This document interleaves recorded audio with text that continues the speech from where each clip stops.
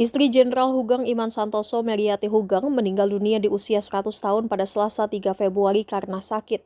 Meriati Hugeng cukup dihormati sebagai istri polisi karena kesetiaannya hidup merana sebagai istri prajurit yang memilih untuk bersikap jujur. Hugeng sendiri dikenal sebagai polisi paling jujur, bahkan hingga Abdurrahman Wahid alias Gus Dur menyebut bahwa hanya ada 3 polisi jujur, yakni patung polisi, polisi tidur, dan Jenderal Hugeng Iman Santoso.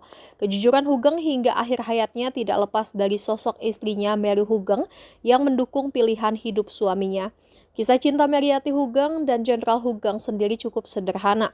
Pertemuan mereka berawal dari sebuah drama radio berjudul Saija dan Adinda yang diangkat dari buku Max Havelaar karya Doris Dekker.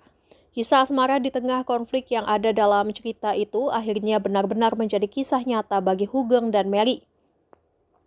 Namun berbeda dengan akhir tragis yang ada dalam buku Max Havelaar, Hugeng dan Mary memilih menikah. Hugeng dan Mary menikah pada tanggal 31 Oktober tahun 1946.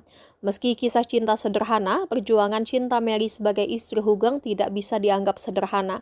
Pasalnya sebagai istri prajurit, Mary rela hidup sederhana bahkan nyaris susah dan hidup pas-pasan.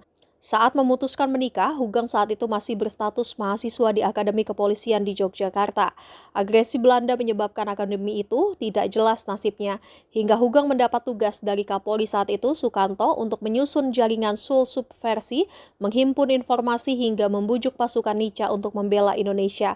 Di pekerjaannya saat itu, Hugeng tidak digaji namun tetap menjalani tugasnya dengan rasa nasionalisme yang tinggi. Dia memutuskan melamar menjadi pelayan restoran yang biasa didatangi orang Indonesia dan orang Belanda bernama Pinocchio. Di sana Hugeng diterima menjadi pelayan, namun lagi-lagi tak ada gaji untuknya. Sebagai ganti, pemilik resto memberikan makanan gratis tiap hari untuk pegawainya. Untuk menutupi kebutuhan keluarga di tempat yang sama, Mary berjualan sate.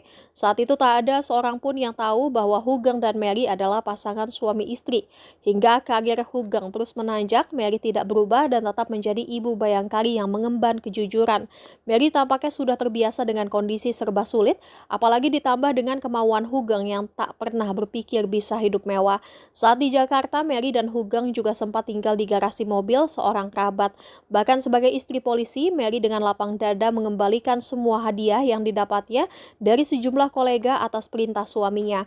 Barang-barang seperti mesin cuci, pakaian bermerek, hingga alat elektronik lainnya bahkan sudah sampai di rumah Hugeng. Mendapat gempuran hadiah itu, Mary tak lantas langsung menerimanya. Mary tak lantas langsung menerimanya. Dia melaporkan hadiah itu kepada Hugeng yang langsung menuju ke rumah.